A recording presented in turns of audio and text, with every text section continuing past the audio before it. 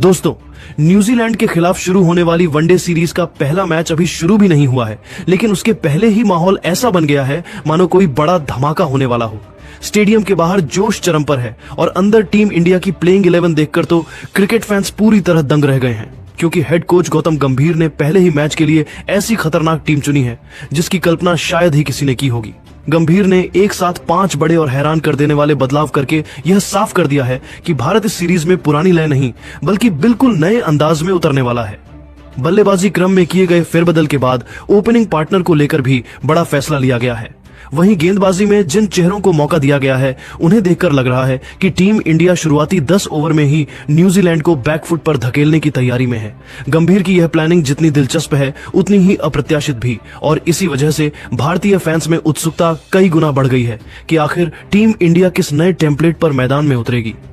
तो दोस्तों, इस वीडियो में हम आपको बताएंगे कि पहले वनडे के लिए टीम इंडिया की नई प्लेइंग 11 कैसी दिखती है, किन खिलाड़ियों को मौका मिला है और कौन से बदलाव इस मुकाबले का चेहरा पूरी तरह बदल सकते हैं। लेकिन उससे पहले आपके लिए एक दिलचस्प सवाल, आपकी नजर में बेहतर कप्तान कौन है, रोहित शर्मा या विराट कोहली? नीचे कमेंट में अपनी राय जरूर लिखें, और अगर दिल से टीम इंडिया को सपोर्ट करते हैं तो वीडियो को लाइक और शेयर करना बिल्कुल मत भूलिए। दोस्तों, टीम इंडिया एक बार फिर पूरी ताकत के साथ मैदान में उतरने जा रही है, क्योंकि भारत और न्यूजीलैंड के बीच 3 वनडे मैचों की रोमांचक सीरीज शुरू होने वाली है। इस सीरीज का पहला मुकाबला 11 जनवरी को नागपुर के विदर्भ क्रिकेट स्टेडियम में खेला जाएगा, जहां हमेशा की तरह दर्शकों की भीड़ और जोश अलग ही स्तर पर देखने को मिलेगा। इस बार भारतीय टीम की कमान संभाल रहे हैं युवा सितारे शुभमन गिल, जो हाल ही में लगी चोट की वजह से दक्षिण अफ्रीका के खिलाफ वनडे सीरीज में नहीं खेल पाए थे। उनकी वापसी के बाद टीम में एक नई ऊर्जा और सकारात्मकता देखने को मिल रही है, क्योंकि पिछले 1 साल में शुभमन ने खुद को भारत का सबसे भरोसेमंद वनडे बल्लेबाज साबित किया है। बीसीसीआई ने इस बहुप्रतीक्षित सीरीज के लिए टीम इंडिया का आधिकारिक ऐलान कर दिया है। टीम में कई बड़े नामों की मौजूदगी के साथ साथ कुछ अहम वापसी भी देखने को मिली है। सबसे महत्वपूर्ण वापसी है मध्य क्रम के मजबूत स्तंभ श्रेयस अय्यर की। अय्यर सिडनी में लगी पीठ की चोट के कारण साउथ अफ्रीका वनडे सीरीज से बाहर थे, लेकिन अब वे पूरी तरह फिट होकर टीम में लौट चुके हैं। उनकी मौजूदगी से भारतीय बल्लेबाजी लाइनअप को स्थिरता और अनुभव दोनों मिलेगा। श्रेयस स्पिन और तेज दोनों तरह की गेंदबाजी के खिलाफ बेहतरीन बल्लेबाजी करते हैं, और मध्य क्रम में उनका होना भारत की सबसे बड़ी ताकतों में से एक है। चूंकि पहला मुकाबला 11 जनवरी को खेला जाना है, इसलिए टीम इंडिया के हेड कोच गौतम गंभीर ने टीम इंडिया की खतरनाक प्लेइंग 11 का ऐलान कर दिया है। गंभीर की चयन प्रक्रिया देखकर साफ होता है कि उन्होंने हर पोजीशन पर खिलाड़ी को बेहद सोच समझकर चुना है। शुरुआत होती है सबसे अहम जगह ओपनिंग से, और इसके लिए गंभीर ने जिस जोड़ी को चुना है वह भारतीय क्रिकेट की सबसे मजबूत और धमाकेदार ओपनिंग जोड़ी साबित हो सकती है। गंभीर ने शुभमन गिल और रोहित शर्मा को बतौर ओपनर चुना है। गंभीर जानते हैं कि ओपनिंग सिर्फ रन बनाने की शुरुआत नहीं होती, बल्कि पूरे मैच की दिशा तय करती है। गिल की बैटिंग तकनीक, उनका बैलेंस, खेल को पढ़ने की क्षमता और नई गेंद के खिलाफ उनका आत्मविश्वास उन्हें इस भूमिका के लिए सबसे उपयुक्त बनाता है। पिछले 2 सालों में शुभमन गिल ने जिस निरंतरता से रन बनाए हैं, वह उन्हें दुनिया के सबसे भरोसेमंद ओपनरों की सूची में ला खड़ा करती है। उनकी बल्लेबाजी में एक शांति है, ना जल्दबाजी ना घबराहट। वे पिच को समझने का समय लेते हैं, गेंदबाजों को पढ़ते हैं और फिर अपने स्ट्रोक्स का ऐसा प्रदर्शन करते हैं जो देखने में भी सुंदर और विपक्षी टीम के लिए घातक होता है। अब बात करें रोहित शर्मा की, एक ऐसा नाम जिसे सुनते ही गेंदबाजों की नींद उड़ जाती है। गौतम गंभीर ने बिना किसी संशय के रोहित को ओपनिंग पार्टनर के रूप में चुना, क्योंकि रोहित के पास वह अनुभव और आक्रामकता है जो किसी भी पिच पर मैच का रुख पलट सकती है। रोहित शुरुआत में भले शांत दिखाई दें, लेकिन जैसे ही वे लय में आते हैं, गेंदबाजों के लिए सिर्फ एक ही दृश्य बचता है, गेंद बाउंड्री के बाहर। रोहित का पुल शॉट, उनका बैकफुट प्ले, उनकी कवर ड्राइव और लंबे छक्के भारत को हमेशा मजबूती देते हैं। गंभीर जानते हैं कि अगर रोहित 15 से 20 ओवर टिक गए तो स्कोरबोर्ड का ग्राफ सीधा ऊपर की ओर जाएगा। यही वजह है कि गंभीर इस ओपनिंग कॉम्बिनेशन को भारत की सबसे बड़ी ताकत मानते हैं। अब आते हैं तीसरे नंबर पर, जो किसी भी वनडे मैच की रीढ़ माना जाता है। गौतम गंभीर ने इस नंबर पर चुना है विराट कोहली को, और यह फैसला क्रिकेट की समझ रखने वाला कोई भी शख्स चुनौती नहीं दे सकता। विराट कोहली सिर्फ रन मशीन नहीं है, वे भारतीय बल्लेबाजी की धुरी है।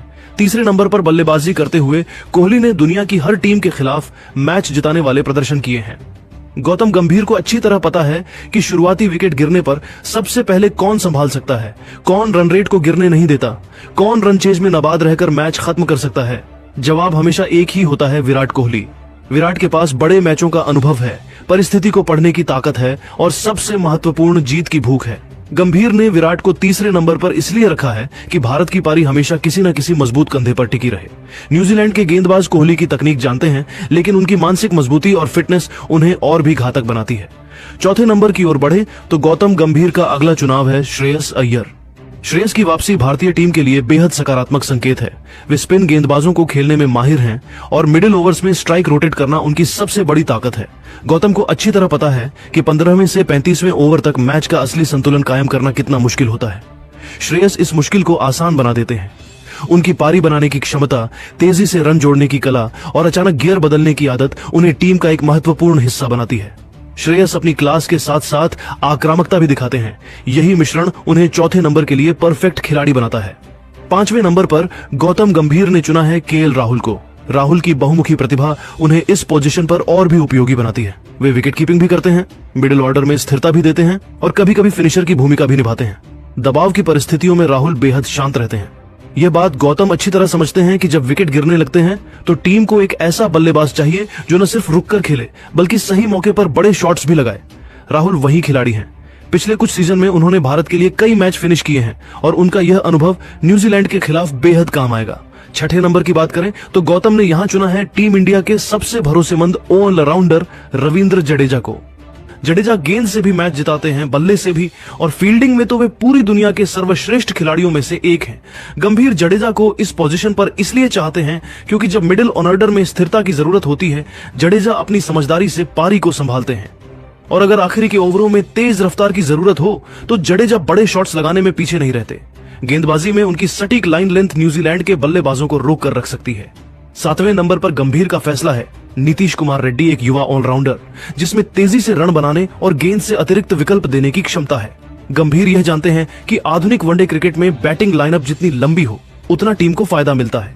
रेड्डी का आत्मविश्वास, उनकी पावर हिटिंग और उभरती हुई गेंदबाजी उन्हें प्लेइंग 11 में खास बनाती है। 8वें नंबर पर गिल ने अक्षर पटेल को चुना है। समझदार बल्लेबाज भी हैं। पावर प्ले में गेंदबाजी करना, लेफ्ट हैंडर्स को परेशान करना और बैटिंग में 20 से 30 की पारी जोड़ना, ये सभी गुण टीम के लिए संतुलन बनाते हैं। गंभीर ने 9वें नंबर पर है हर्षित राणा को चुना, जो नई गेंद से तेज स्पेल डालने और पुरानी गेंद से विविधताओं से विकेट निकालने वाले युवा गेंदबाज हैं। गौतम के अनुसार राणा की ऊर्जा और आत्मविश्वास टॉप ऑर्डर बल्लेबाजों को चकमा दे सकते हैं। 10वें नंबर पर गौतम ने प्रसिद्ध कृष्णा को चुना, जो भारत के सबसे ऊंचे और खतरनाक तेज गेंदबाजों में से एक। उनकी हिट द डेक गेंदें और मूवमेंट शुरुआती विकेट दिला सकती हैं। 11वीं और आखिरी पसंद है कुलदीप यादव। गंभीर जानते हैं कि कुलदीप वह गेंदबाज हैं जो किसी भी पिच पर खेल का रुख पलट सकते हैं। उनकी टर्न, फ्लिपर और गुगली न्यूजीलैंड के बल्लेबाजों के लिए बड़ी चुनौती साबित होंगे। कुल मिलाकर भारत की यह टीम अनुभव, युवापन, प्रतिभा और संतुलन का शानदार मिश्रण है।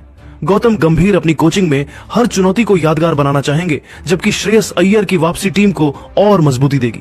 नागपुर का मैदान बड़े स्कोर वाला रहा है, इसलिए उम्मीद है कि पहला वनडे एक हाई स्कोरिंग और रोमांचक मुकाबला साबित होगा।